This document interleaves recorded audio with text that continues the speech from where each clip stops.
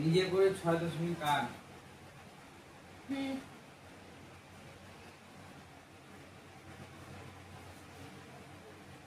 করো এক ব্যাগে পেজ নাম্বার 12 পেজ নাম্বার 105 105 এক দাগে দেখ গুণ করি। হ্যাঁ গুণ করি। কেমন করে গুণ? তুই এটা গুণ করতে পারবি দেবশ্রী? দেখ তো কত হ্যাঁ হবে? পারবো। 6 হবে, হ্যাঁ তাই না? হ্যাঁ সেরকম এখানেও দেখো এরকম করে গুণ করতে হবে। 10 মাইনাস, দেখতে না পেলে বলবি, করে দেখতে পাচ্ছি না। দেখতে পাচ্ছিস না? না। এবার হ্যাঁ ওটা কোশ্চেন লিখছেন? হ্যাঁ প্রশ্নটা লিখে দিই। খুবই সহজ, খুবই সহজ। তোকে নে 3 স্কয়ার 3x পারবো। Half bracket open. দেখ কিভাবে একটা ছবির মতো প্রথমে তোমাকে করে দিচ্ছি। হ্যাঁ হ্যাঁ ছবির মতো করে দিচ্ছি, দেখো কিভাবে কাজ করতে হচ্ছে। আমাদের যদি এটা 1 নম্বর, এটা 2 নম্বর, এটা 3 নম্বর আর 4 নম্বর, মোট 4টা পদ আছে। 4টা পদের মধ্যে একটা আছে 10, একটা আছে -3x, আরেকটা আছে 7, আরেকটা আছে x। হ্যাঁ ঠিক আছে? এবার এই 1 নম্বরটা দিয়ে 3 কে প্রথমে গুণ করতে হবে। 1 নম্বরকে দিয়ে 3 কে 3 কে গুণ করতে হবে। 1 নম্বর দিয়ে 3 কে গুণ করতে হবে, 7 10 70 70 হলো। আবার 1 নম্বরকে দিয়ে 4 নম্বরকে গুণ করতে হবে। হ্যাঁ তাহলে 1 নম্বরকে দিয়ে 4 কে গুণ করলে কি হবে? 10 আর x গুণ করলে কি হবে? 10x 10x হলো।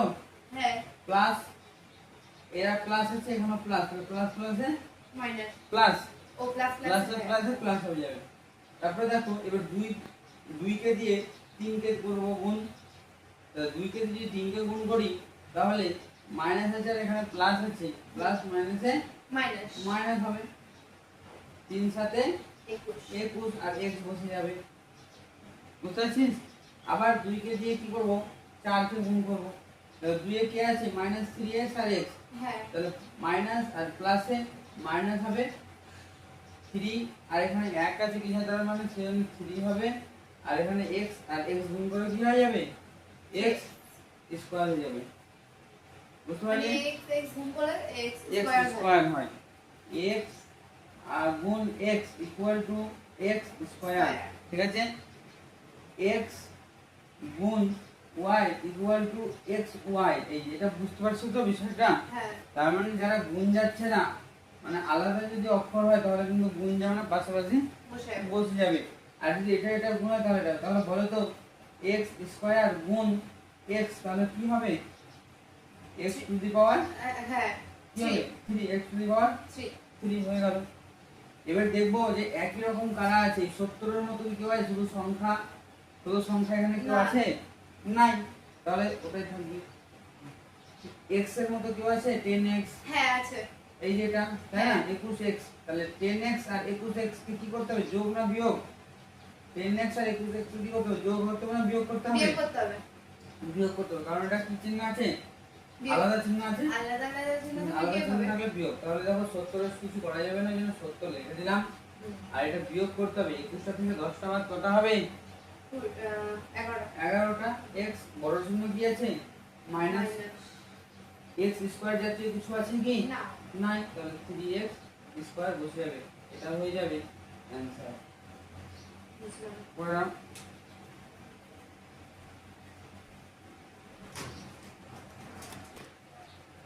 এটাও সেম অঙ্ক। 1 এর সঙ্গে কাকে গুণ করব? 1 এর সঙ্গে 1 নম্বর পদের সঙ্গে 3 নম্বর পদকে গুণ করব। হ্যাঁ আবার 1